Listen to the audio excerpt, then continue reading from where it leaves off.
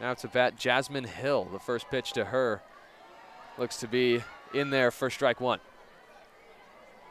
She has a great opportunity here, not only to bring in more runs, but to continue to show her consistency. She's one of 3 players on this ASU lineup that has started in all 15 games thus far in 2023.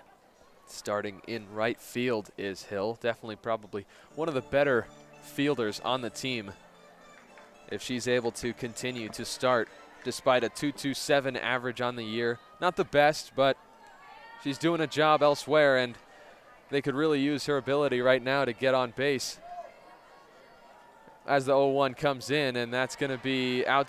No, it's in there. Strike two. So up early in the count is Taylor. 0-2 count here with 2 outs, and the base is still loaded. She'll be so relieved to get a 3rd strike here. Getting out of it with only 1 run would definitely be a lift up for the Spartans. Here's the 0-2 pitch. It's slapped up over second, and that'll be into right center field. 1 run will score, 2 runs will score, looking for the 3rd, and they're going to get it. A 3-run double right there. What an amazing at-bat by Hill. Knocking all 3 in. Schuld, Harper, and Van Hook head home. Nice at-bat right there by Hill.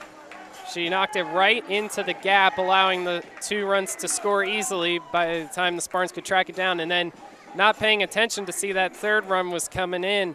They didn't even get the throw off to the plate. Yeah, brought it into the infield, but it was too late by then. They had already rounded 3rd and scored the 4th run of this first inning. So a hot start for ASU, 4-0 in this first inning. It's been a 2-out rally as she cleared the bases. Did Jasmine Hill, and now up is Sarah Kinch. They could get the whole way through the order in the first inning. They're about to do that. Kayla Lissy on deck, hoping to have a chance as well, as that first ball smacked down the line, foul. 3 hits already for Sun Devils. When they have double-digit hits, it's almost impossible to stop them. And if they can get those bats going like they have already, they can be a really dangerous team when it comes to running up the score. Hoping to do that for themselves here today. Runner on second, 2 outs. The 0-1 pitch. That's going to be in there for strike 2, so 0-2 the count. That one just grazing the outside corner. It's been sort of the opposite here for Taylor. She's been more heading for the outside corner, whereas McGee was looking for that inside. Differences of strategy, and it seems like one's working out better than the other. The 0-2, this one coming in just high, so that'll be ball 1. 1-2 the count.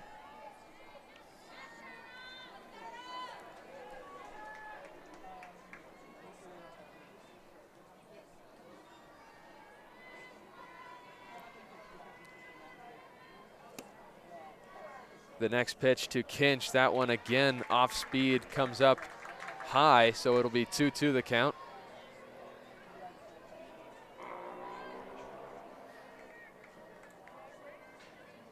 Taylor seems a bit rattled early.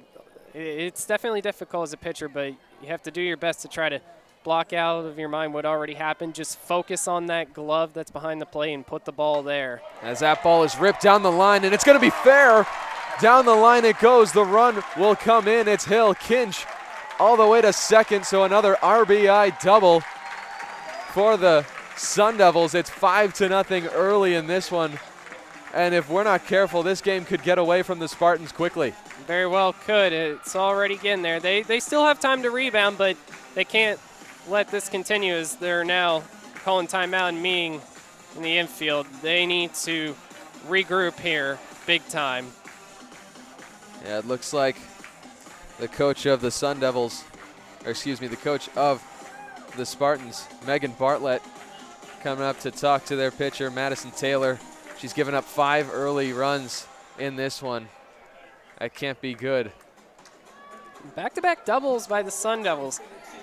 We talked about it right at the beginning of the show. The bats, they are hot, they are hotter, they are on fire. They are absolutely blazing right now. They finally are getting the lights on here as the sun continues to set at Farrington. Yeah, it's about 5:54 right now as the lights finally starting to come on, like you mentioned. And it'll be Kayla Lissy, the junior, playing shortstop today. She's coming up to bat in the 9th spot. Same situation as Kinch had, runner on second, 2 outs. Can Lissy do the same thing that Kinch just did? First pitch, and she slaps it foul. Chase that one a little bit. A little high, not too bad, but you don't want to get too greedy too early. They've definitely been aggressive to start this one off. It's 5-0 Sun Devils early in this one. As Taylor checks her armband and releases this ball, driven into deep right center. Going back and making the grab is Essman. Nice play there by the right fielder. That'll end the inning, but not unscathed. A 5-run first inning for the Sun Devils here. Not what you want to do if you're the Spartans. It'll be Milius to start the bottom of the 3rd inning for the Sun Devils. She has been pretty good today with that first single in the 1st inning. Now another opportunity leading off here in the 3rd inning. They've had 5 through the first 2 innings each. So if they're going to try and keep up that pace, that'll definitely be beneficial for the Sun Devils. The first pitch, swing and a miss by Milius. That ball low and away. Milius 1 for 2 on the day. That ball driven into short, and it's going to get off of the glove, so it'll be through for a single. That ball just slightly gets through the hand of Bain.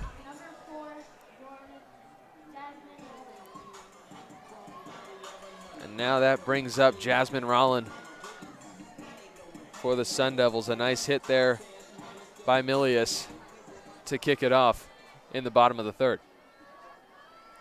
Sun Devils with a .611 team batting average so far tonight. Incredible. They've been on fire as that first pitch is in there for strike 1.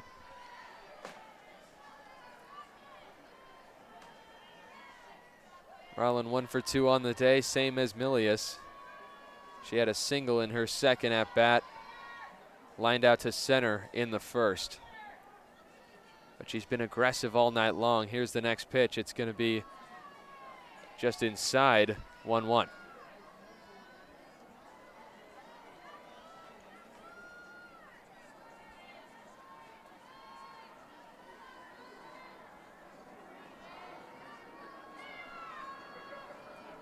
I mentioned Milius able to steal here. She's in her runner's position as that next pitch is in the dirt, 2-1.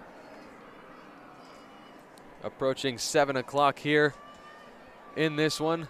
Still only the bottom of the 3rd, as we mentioned. We're about an hour and a half through on this broadcast on Blaze Radio.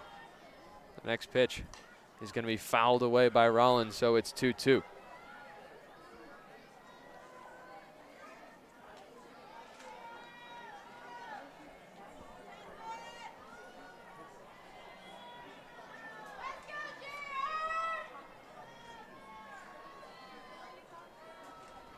Two and two the count to Rollin as Roberts checks her armband.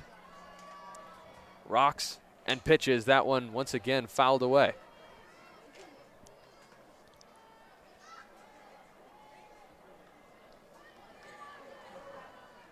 A lot of foul balls lately. Both teams staying aggressive in the batter's box, which is needed because for both teams, ASU wants to put the game away, but Michigan State needs to get back in it.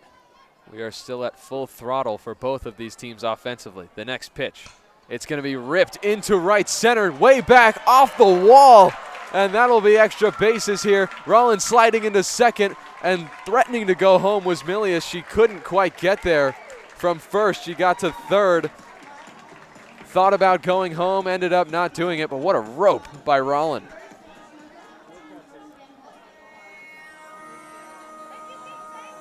Now we have timeout here. They've got someone in the bullpen, and they're taking a look over to her. signaling her to come out, and she will be, so that might be the end of it for Roberts. Short night for her. It's unfortunate. It's a tough go. This team, ASU, so good swinging the bats, and they have spared no soul. 12 hits today in these first 3 innings, 10 runs, and now second and third with nobody out.